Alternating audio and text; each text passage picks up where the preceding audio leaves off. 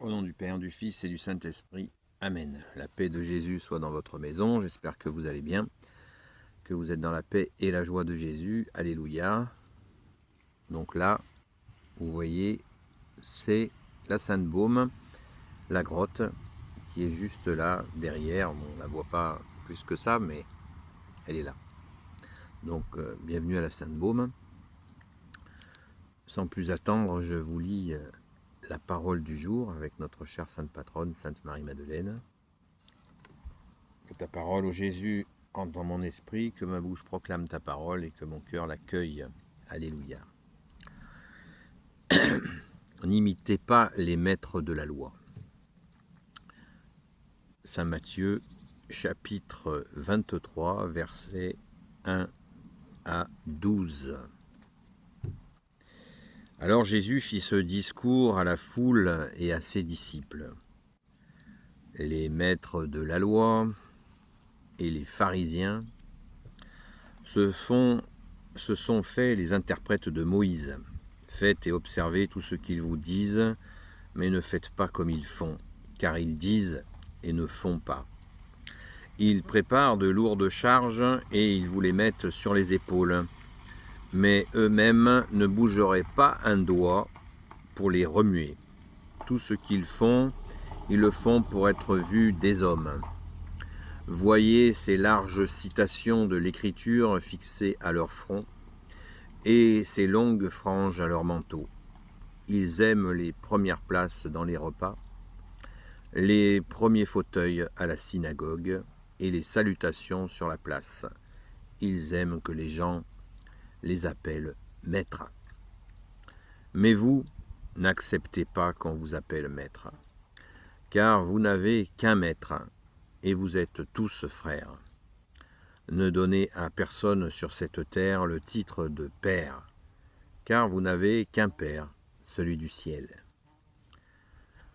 N'acceptez pas qu'on vous appelle guide, car seul le Christ est votre guide. Que le plus grand d'entre vous soit votre serviteur, car celui qui s'élève sera abaissé, et celui qui s'humilie sera élevé. Merci Jésus pour ta parole. Alléluia. Le Père, le Fils et le Saint-Esprit. Amen. Waouh! Cette lecture, une fois de plus, bien-aimé Jésus, tu nous scotches. C'est magnifique. Alors, précision pour ceux qui ne comprennent pas, les maîtres de la loi, les pharisiens, qui sont-ils? Eh bien, c'était les tenants de la religion juive de l'époque. Il y en avait d'autres. Il y avait les Sadducéens, on en a parlé hier. Et il y avait de nombreux groupes, et même des sectes juives qui avaient telle et telle orientation. Celles-ci sont les principales. Et c'est avec celles-ci que Jésus va avoir des soucis, puisqu'ils vont comploter contre lui jusqu'à décider de le tuer. Et oui, ça a été jusque-là, pour dire que c'était des personnes qui étaient très dures, qui avaient une approche de la religion de l'époque d'une façon terrible, au sens où ils la concevaient uniquement à la lettre, et non pas par le cœur comme elle aurait dû être comprise.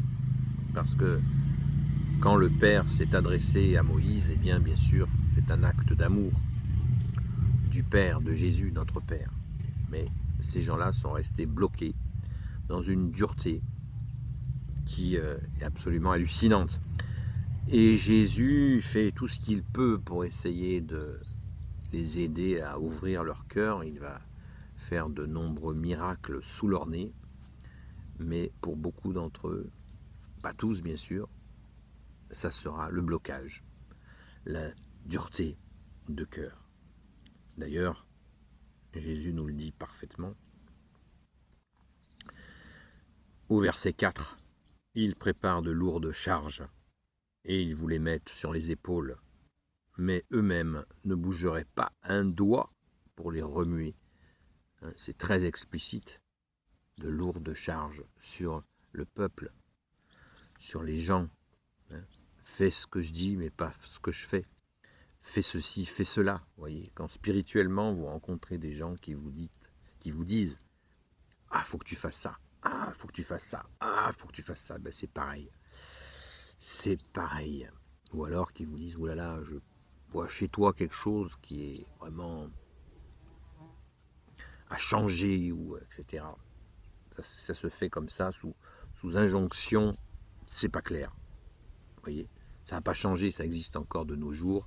Il y a des directeurs spirituels, des conseillers spirituels qui vous disent, voilà, fais ceci et fais cela, et qui arrivent, qui détruisent des vies par leurs conseils, leurs mauvais conseils. Eh bien, Jésus nous avertit il y a 2000 ans avec ce type de comportement. Tout ce qu'ils font, ils le font pour être vus des hommes, nous dit Jésus. On connaît cette... J'ai fait plusieurs vidéos sur le sujet que j'ai intitulé « La religiosité », c'est-à-dire qu'on s'habille de religion. On s'habille pour se montrer devant les hommes. C'était une époque et un milieu, un contexte très religieux, donc il était de bon ton de se montrer. Le fond, on ne sait pas où il est, mais la forme, elle était là. Ça existe encore, notamment avec d'autres spiritualités, où il est coutume, il est vraiment de coutume, de se montrer. Ah, celui-là, il prie. Ouh, celui-là, il prie. Ouh là là, il prie. Ouh là là, qu'est-ce qu'il prie? Il prie, et puis il fait bien les prières, il fait le jeûne, il fait ci, il fait mi, etc. Tout ça, Jésus nous met en garde contre ça, contre l'affichage religieux, car Jésus nous donne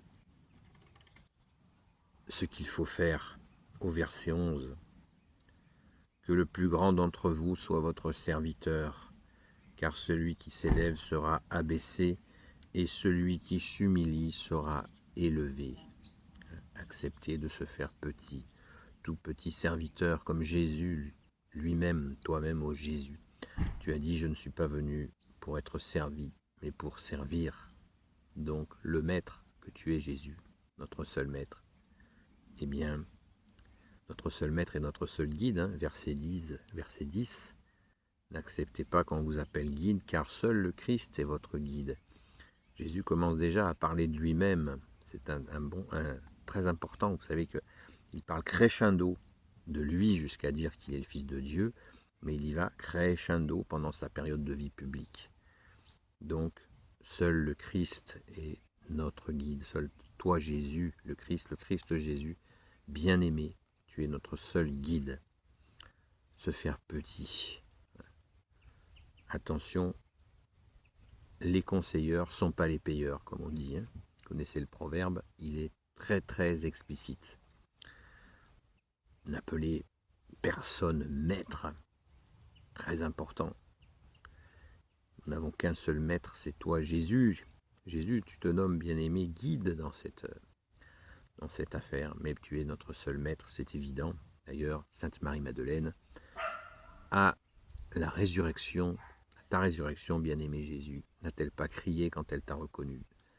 Rabouni, ce qui veut dire maître. Merci Jésus, alléluia. On peut en parler pendant des heures, mais voilà quelques pistes de réflexion et puis surtout d'accueillir. Accueillons la parole et surtout mettons-la en pratique et demandons à Jésus de nous y aider. Béni soit le Père, le Fils et le Saint-Esprit. Amen. Donc je vous propose de monter à la Sainte Baume, à la grotte, en prière pour ceux qui le souhaitent, comme d'habitude. Et nous allons prier pour la France, la fille aînée de l'Église, le peuple franc, le Niger et son peuple, et toutes nos intentions et vos intentions, je confierai à la grotte. Soyez tous bénis, à très vite.